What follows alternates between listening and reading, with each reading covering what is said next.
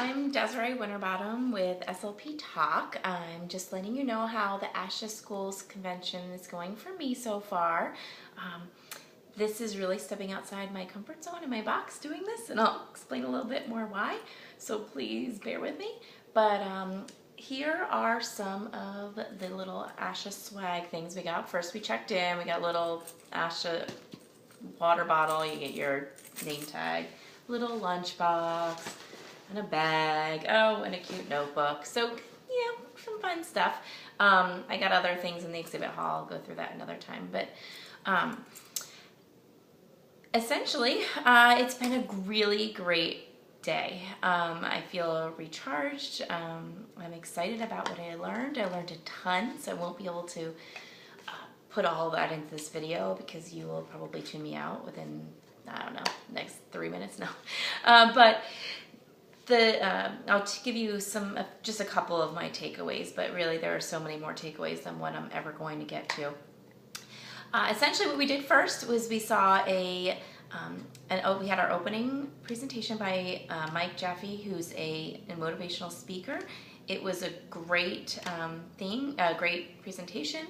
I'm clearly not the motivational speaker, so I won't even try to reiterate everything he says, or said rather. I am the person who ruins the punchline in a joke, so I know that I really wouldn't do it justice, and it certainly won't sound like he was great if I tried. But he challenged us to do something outside of our box, and he essentially challenged people who had a fear of public speaking or different things like in that nature. Because it is a pretty common fear. I don't really have a fear of public speaking. I can sit there and speak in front of 100 SLPs. I've done it before and I'm just fine with it. This, however, is not my cup of tea. I hate even hearing my voice on the background of videos from when my daughter was little. So this is definitely outside my comfort zone. Once I talk in front of a crowd, I can walk away and probably have no idea what I said or what happened, but it is over. It is not documented for all of history, whereas this kind of is. So you can make fun of my expressive face, you could watch it over, and I don't know, somebody in college probably could enjoy themselves by making fun of some of my faces and possibly making a game out of it, for all I know.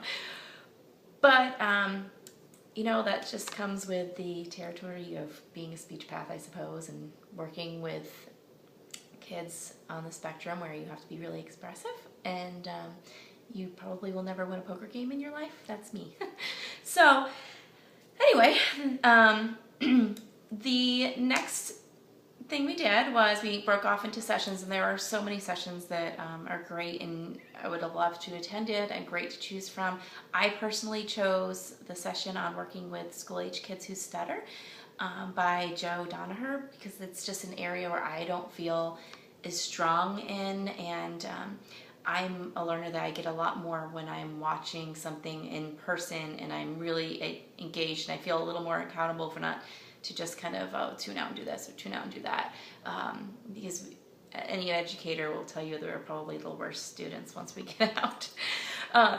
But he was phenomenal. He was a great speaker. He kept you engaged. I've seen so many speakers that don't do that, and every speaker I saw today really kept me engaged, which was fantastic. He had quite a few points I'd want to take back with me, but just a couple, just to kind of give you a couple. You don't necessarily, we as SLPs and in fluency kind of, well, just in general, we'll sometimes just jump to technique, and he gave you permission to build that rapport. I'm a huge advocate for building rapport with kids.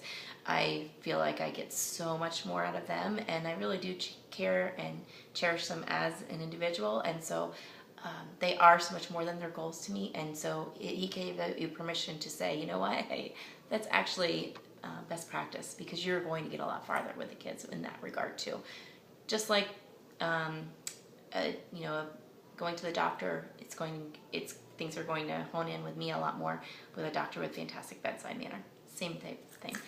Um, he encouraged you to involve parents. I know sometimes in the school setting that's a little difficult for us, so I've been trying to think of some different ways we can do that outside the box, but encouraging parents to do the same strategies that we have the kids do, and also join in with the kids in that the best way to desensitize stuttering for a child who stutters or a person who stutters is to stutter yourself.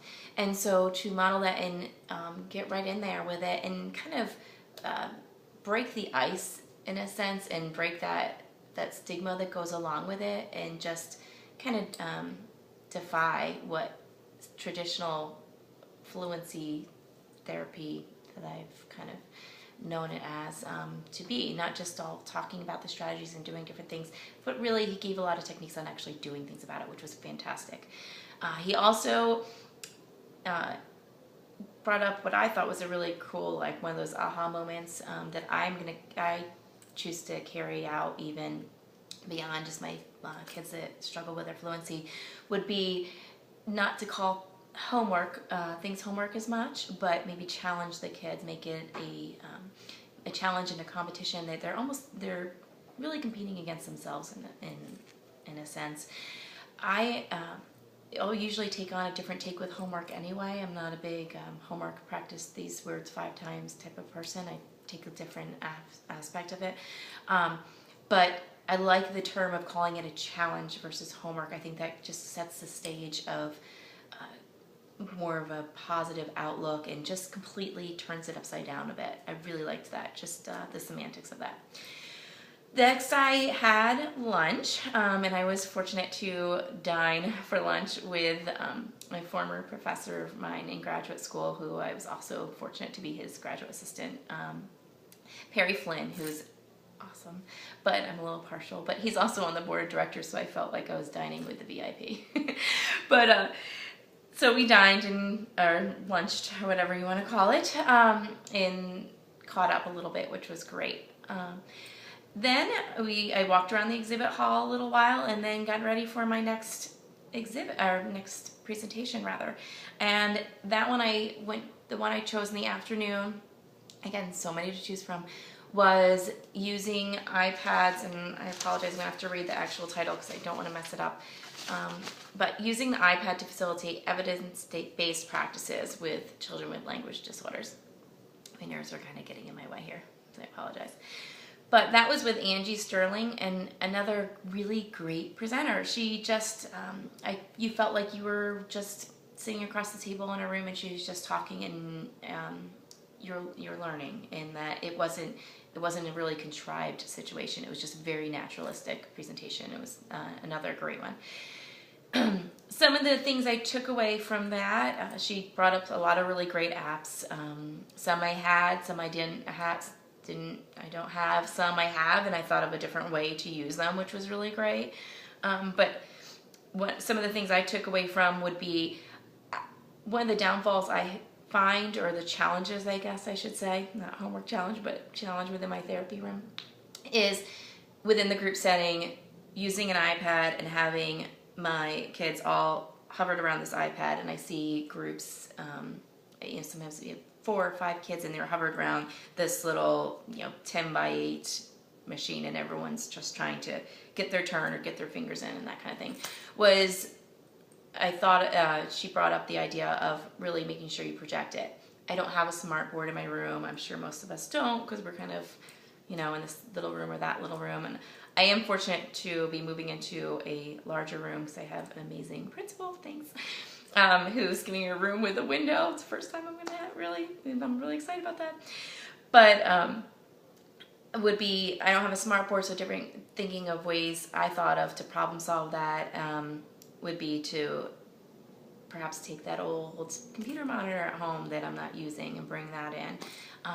She spoke about using dongle or reflection software to project the iPad onto a TV or onto your computer. I'm hoping I can do it just to a computer monitor. My laptop will present the same challenge of size for me. So using that where you can project the iPad, and then you're still using that, but you can engage the kids where they can then see it in a different way without hovering and worrying about all these little fingers.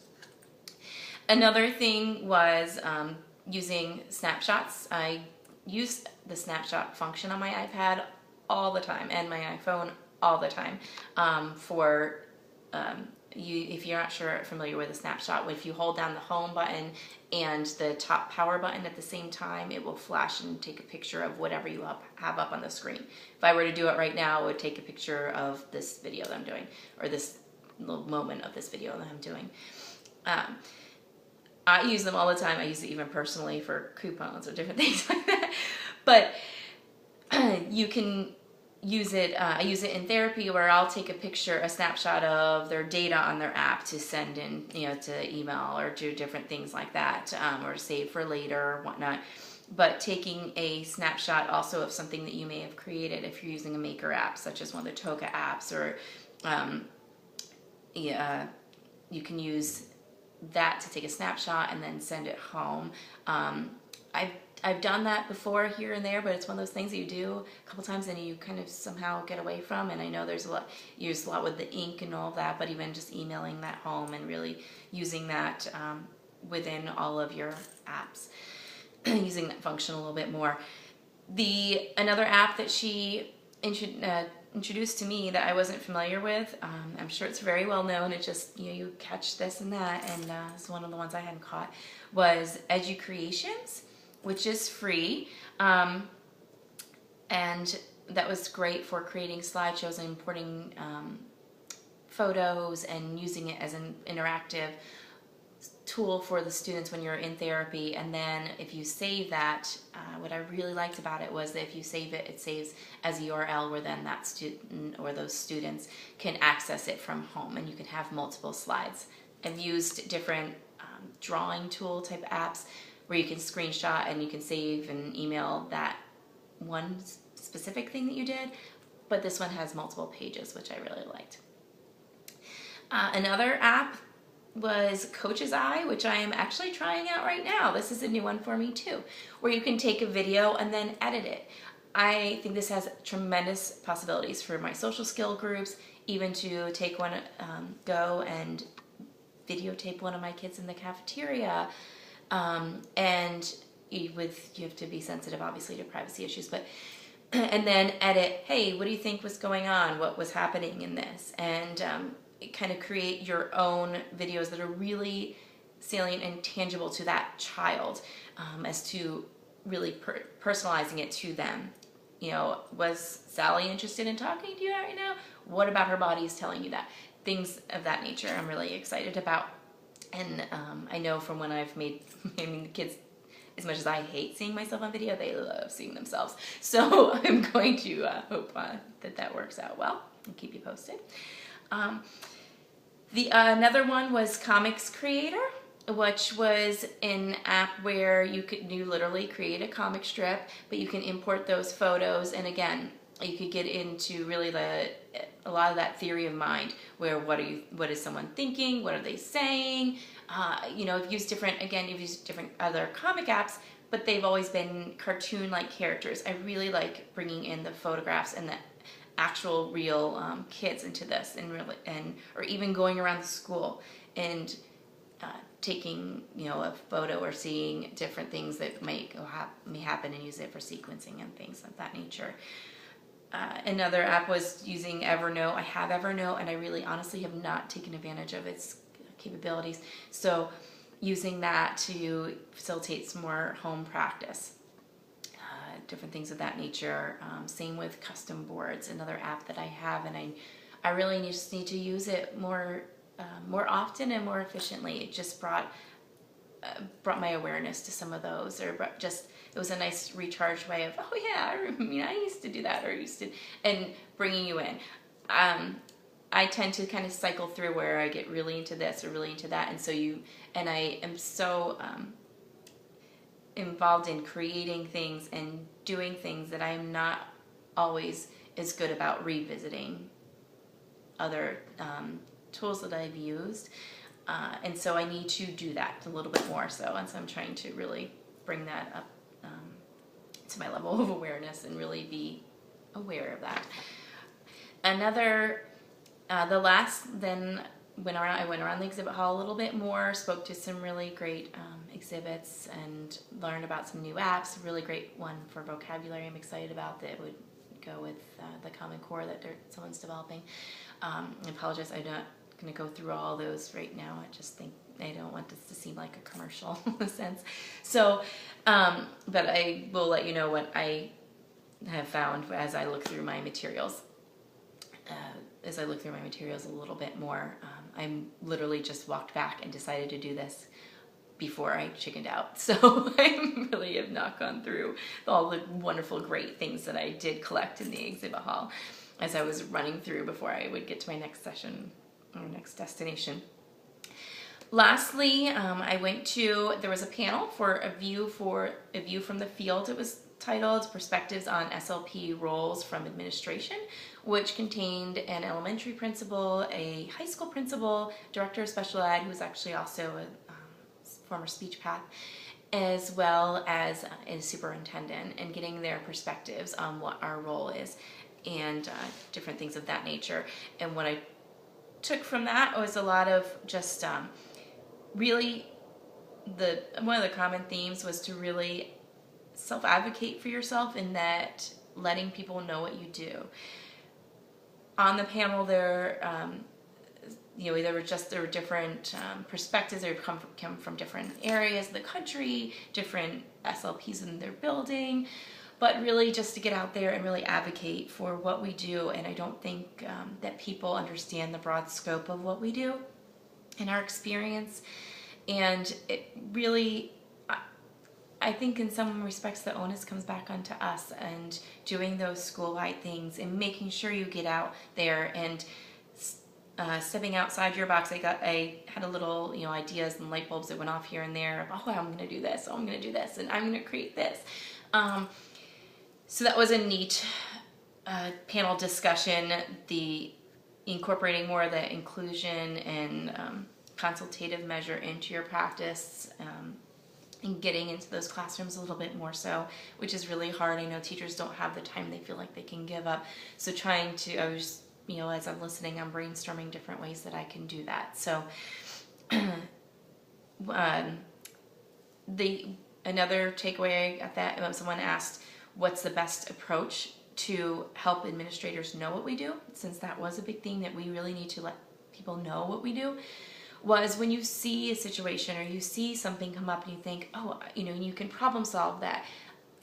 For me, I feel like we often see that even in behaviors with kids, and we may see them in a different way because we're constantly assessing whether we want to or not, whether we're at the park, whether we're at work, whether we're in front of our own children going, oh boy, we're looking at them under that microscope. We are constantly assessing and constantly figuring out, what is the function of this? What is the function of that? And the director of special education encouraged us to, when you see those moments, when you, not necessarily even just behavior, but when you see something where you have knowledge that you can give, or something, or think this might be a good idea, whether someone does it, whether they don't, whether it works, we're all part of the team, and we need to be a little bit more comfortable with approaching administrators. I'm blessed to have a fantastic principal who's very receptive to that team collaboration, but we need to make sure that we are stepping outside and saying, hey, what about this for so-and-so, or did you ever think that maybe this could be a result of X, Y, Z? Figuring out, maybe proposing what possibly could be a function of behavior. Because quite often someone may not seek us out, not because they don't trust you or they don't value your professional judgment or your personal judgment. However, they may not know to come to you because they may not really truly grab at the huge scope of what we do, which is understandable, because a lot of times, gosh, it's hard for us to even explain, because essentially, it's overwhelming, as we all know, because we're so bombarded and so overwhelmed in our jobs, and one of the reasons why is probably because it is so large. But because it is so large, we're also really fortunate to see things from a different angle, and we need to, if we advocate for our kids and really advocate for when we see maybe even not our student, but another student, we think, oh, what about this? And become part of that team. We aren't so isolated. So that is, gosh, there were so many. They encouraged us to go on Twitter. I'm not on Twitter. Maybe I need to familiarize myself with that a little bit. Obviously, pretty talkative. The limiting yourself to so many characters, and again, it's that judgment of putting yourself out there and whatnot. But so maybe I need to look into that too. But lots of really great ideas, and I look forward to what I have in store to learn tomorrow. I'll take back to you.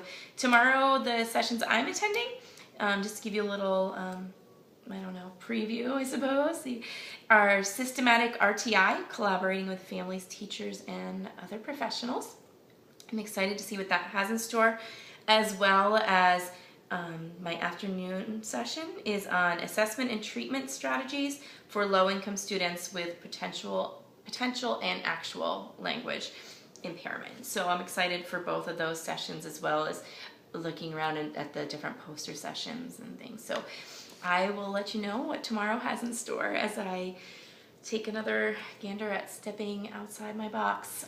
Mike Jaffe said that really encouraged you to take that step. He said confidence comes with courage. And so this is my way of trying to gain confidence by having the courage to sit in my lonely hotel room in front of a camera and tell about my day. And I don't know, hope that it helps one of you. You can make fun of me, you can make fun of my expressions, you can make fun of my disfluencies that I feel like I may exhibit out of nerves right now. My syntax is really probably not great because I am really speaking off the cuff. I didn't want this to seem too scripted, so it really is truly off the cuff with me very nervous. So, but if something that I imparted from one of the awesome presenters and different people that I talked to helps one of you, well then I guess my my embarrassment is well worth it. So thanks for listening and tuning in, and if you've made it this far, thanks for not turning this off, and I will hopefully try to trudge on with this battle tomorrow. Thanks so much. Bye.